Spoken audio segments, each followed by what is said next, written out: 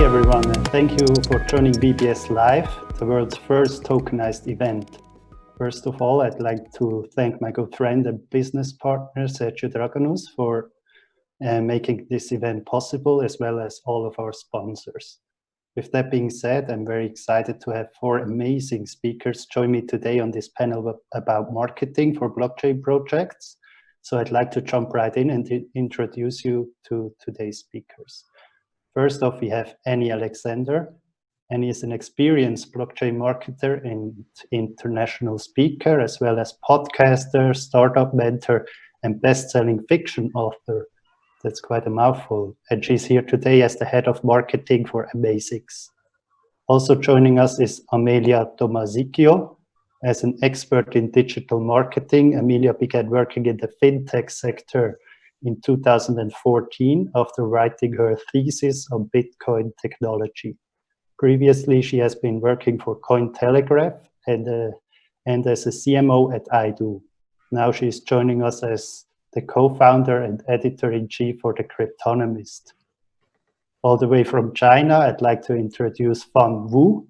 Fan first came into contact with blockchain in early 2016 after comparing and analyzing hundreds of projects which were starting up back then and investing in over 60 of them.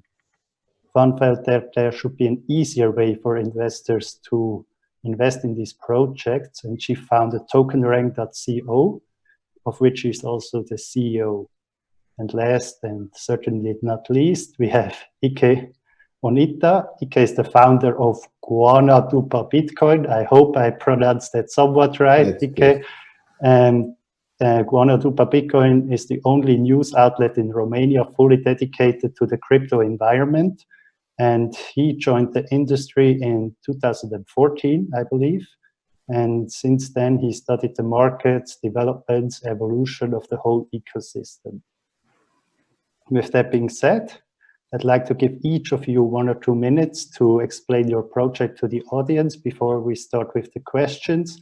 And to the audience, I'd like you to chime in with your questions, and we try to answer as many as possible. We would like to make this as interactive as possible. So who wants to take it away? Maybe you, Annie? Yeah, sure. So I'm head of marketing at AmaZix. AmaZix is a global blockchain consultancy and marketing firm. So we provide end-to-end services to blockchain projects, but my department and my team specifically are focusing on providing marketing strategy services and helping them implement those strategies from start to finish. We have worked with more than 130 projects up to date, and we've been one of the first companies that were doing community management services 24/7, and we're still doing that at the moment. And we've been completely, remote work hasn't been anything new to us, because from day one, the whole company has been working remotely from 27 different countries. So yeah, that's it. So you kind of had a head start on this whole remote working thing. Yeah, from the work perspective, not too much has changed from that side of the COVID-19, yes. Yeah, that's good. Amelia? Yeah. As you said, I'm the CEO and co-founder of Cryptonomist. Cryptonomist is an Italian and English magazine online. It is free for the readers. We talk about fintech, blockchain, and cryptocurrency, but also we provide marketing consulting for fintech and blockchain companies. So we help them, I don't know, for example, to launch their ICO or STO. And regarding the Italian marketing, we are the magazine with more views and more readers. So we are proud of that. Yeah, market leader. Fun, maybe a little bit about your project, TokenRank. Okay. Yeah. So, hello everybody. This is Fan Wu from China, and TokenRank.co is basically a exchange focused on primary markets. So let's say if you want to raise money to sell your token, what you do, you just register your project in our platform, and after we check all the information, make sure your project is good and safe, then you can send your token to our platform. Sorry. So send your token to our wallet, so the investor can buy your token directly from our platform. Also, investor can give rank to each project. Also, every users, including the project and the users, the investors can be applied to be the specialist to help all the projects to be easier to be understand. For example, to analyze the business model and analyze the coding, analyze the technique, stuff like that. Also, if you met any scam, you can report to us. Then we're going to show all the scam project to the whole market. Now we have more than 6,000 projects and more than 30K users, mostly from China. And now we focus on looking for cooperate with Europe, for example, bank and some capital, basic. Yeah. So Ike, you want to take it away? Hello, thanks for having me. My name is Ike. I joined the space in 2014, as you mentioned before, a year after I founded GoanaDupaBitcoin.ro. Translated in English is Bitcoin Rush. In 2019, I developed an educational program based on content, on video content. And also, I'm a co-founder on Cryptojob.com, a hiring and recruitment platform in this space. I want to salute everyone, and I hope my experience will bring value to this event. I'm sure you've been in this space quite a long time for such a new industry. Yeah. So yeah, let's get started with the questions. Regarding to news, what is your audience currently looking for? Is it mainly updates on legislation, maybe security issues? Are they looking for investment or just educational content to learn more about blockchain? What would you say? Well, if I may, yeah, I can sure. start. If I were to make a top, I say on the first place, people are interested in investment, especially in ideas that would make them rich overnight. Still, more people learn to distinguish between scams and real opportunities. So next on my top would be educational content and news, because both are very important in analyzing the data. You cannot understand any type of information in this space without having the knowledge and the information itself. It is not applicable if you don't know the global context. So I believe education will bring value. So my main focus is in this direction. Yeah, it makes total sense. Yeah. Regarding Cryptonomist, I would say news and updates, especially when a crypto goes up or down. People want to read the reason why this is happening. Of course, it's related to investment. So this is the main topic. We try to see the market and to try to understand if there are news about this cryptocurrency, why this cryptocurrency is going up or down. So I think for my experience, for Cryptonomist, people want to read more news and trading, and so investment analysis of cryptocurrency most of all. But also I have to say we do a lot of interviews, and especially when there are people, of course, very known in the sector, it's a kind of content people wants to read. Sure, yeah, makes sense. Anyone else have any let's say, other topics other than investment or educational content, which go hand in hand. You can't do any investment if you're not educated on the topic. So I think that's an important issue you guys cover with your news outlets, educating the people out there and telling them about the risk of scams and, let's say, projects that don't bring any value to the space.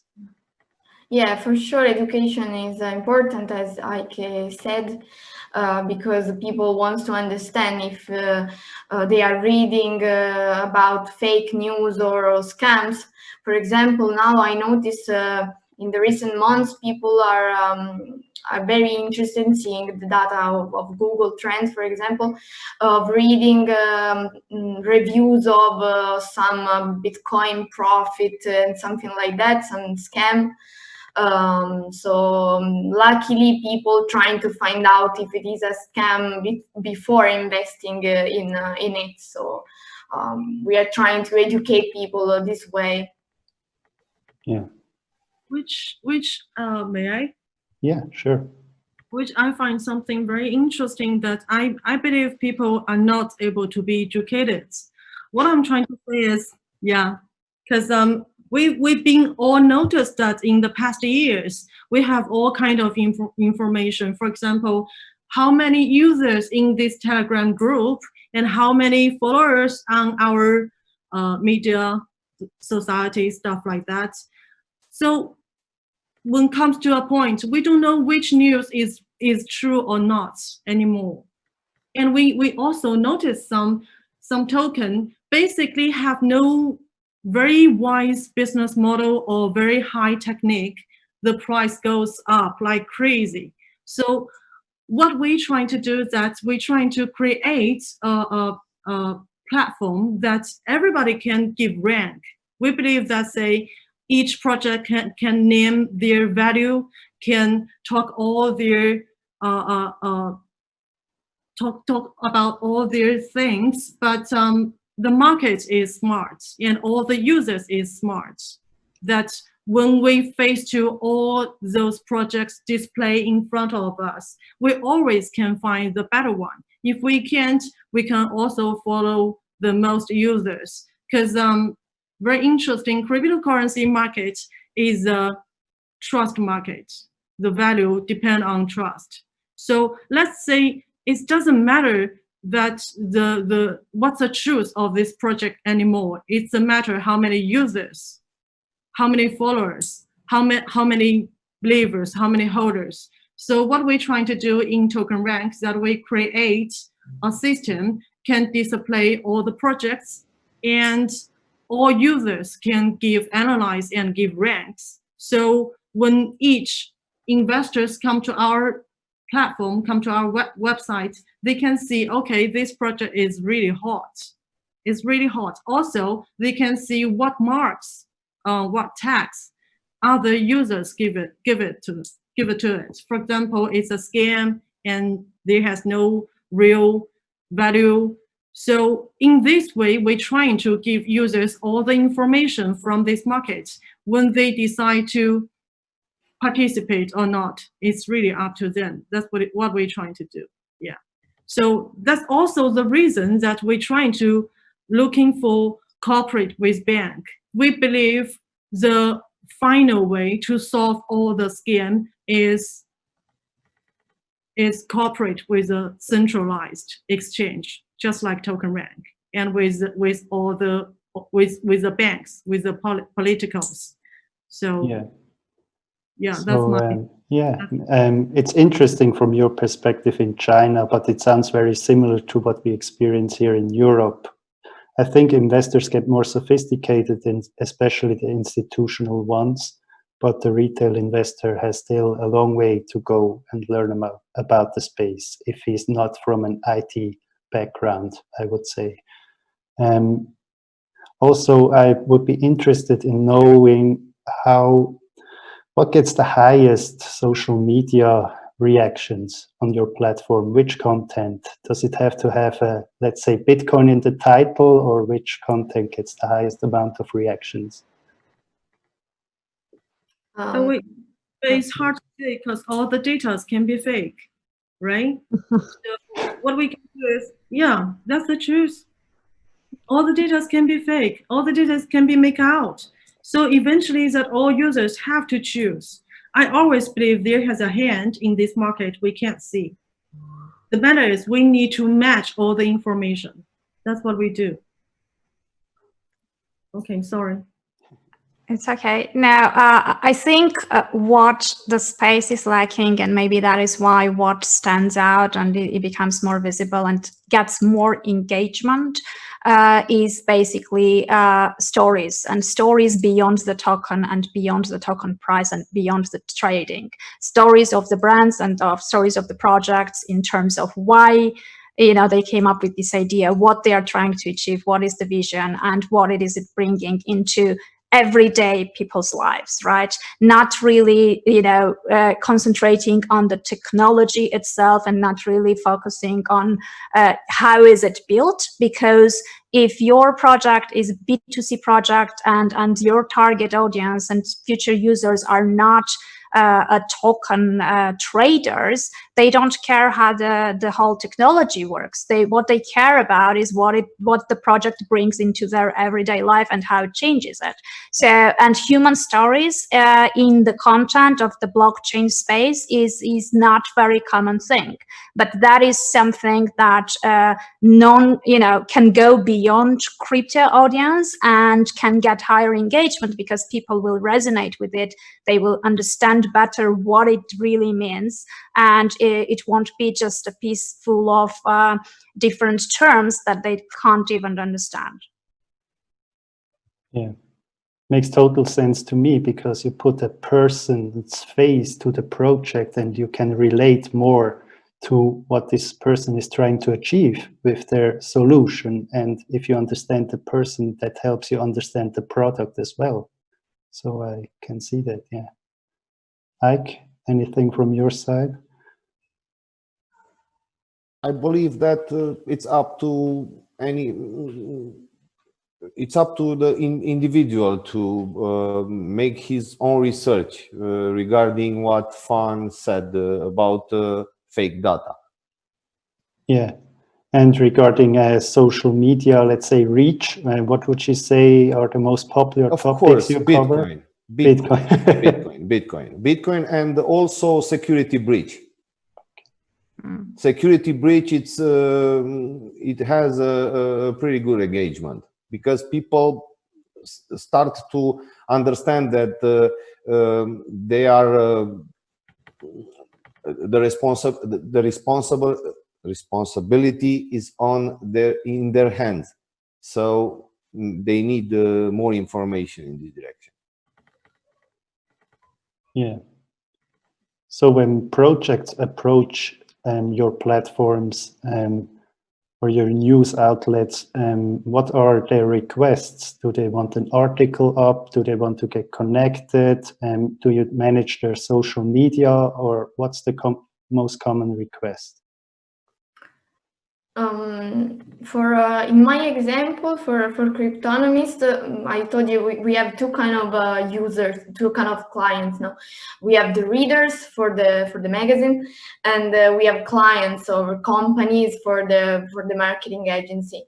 Speaking of the last one, usually they come from us to us if they want to launch a new project in the blockchain space. For example, I don't know, they are a traditional company, but they're starting to use the blockchain, so they want people know this new activity they are doing, so they come to us to have articles or interview on Cryptonomist, or in general to have a strategy to reach the mass market to get the attention of their potential clients. And usually they are or traditional companies that are interested in launching a project into the blockchain space, or they are blockchain space and they want to find investors, so they are launching an ICO or an STO. usually it's this kind of clients we have. Yeah. Any different experiences on the panel here? Or for me, it's about the exposure and trust. They ask me lots of things, but this is like the first engagement. They ask me, and then when I reply to them with a couple of questions, they never answer again. People that follow my work know that I give objective information and products that I already tested or I tested before. Still, it's a misunderstood in crypto space. If in my country or in worldwide I can offer exposure, the business itself must have a clear mission that should tell their customers and offer trust and transparency to their services and products. I believe this is I think what many projects misunderstand is they think that being featured somewhere, having a PR piece out there is this holy grail, and once they have one article published somewhere, it's gonna solve all their issues. The thing is that the PR exposure is very important, but it's just one part of the puzzle, and it's like a microphone. It amplifies the message. So, and it kind of, it brings exposure to a project, which if the project is not yet ready, if there are still some issues or whatever the state of the project is at, the PR is gonna just bring more visibility to the whole thing. And as a result, if you are not in a good shape yet, more people will know that you are not in a good shape. So essentially you are paying for more, for just getting this public exposure of you not being ready yet. So I always recommend people to make sure that all the aspects, like strategically, everything works together, and PR is pushing and amplifying what you have already created. So unless you have a really everything ready and good positioning and messaging in place, unless you know what you want to say and your message is consistent, you shouldn't really go out there and pay publications to publish your story yet until you're ready. Yeah, makes sense. I think a lot of projects think they are legitimized by being featured on a news outlet like yours or you guys is here, and I think they need to have everything in place and be ready for the exposure they are getting from you guys. So otherwise it just has no effect. You can show the article to investors, but if you can't engage with your audience or your customers, what's the point, right? So yeah, I think we are already at the end of our short panel here. We need to make space for the next speakers, which will be Miko Matsumura from Evercoin, Chris Camir from Sustaining Capital, Jose Macedo from O1 Capital, and Xavier Brook from DCL Group. So thank you guys for joining me here, and have fun with the other panels. Thanks for having us. Thanks for having me. Bye. See ya. Bye-bye. Bye. Thank you. Bye. Bye.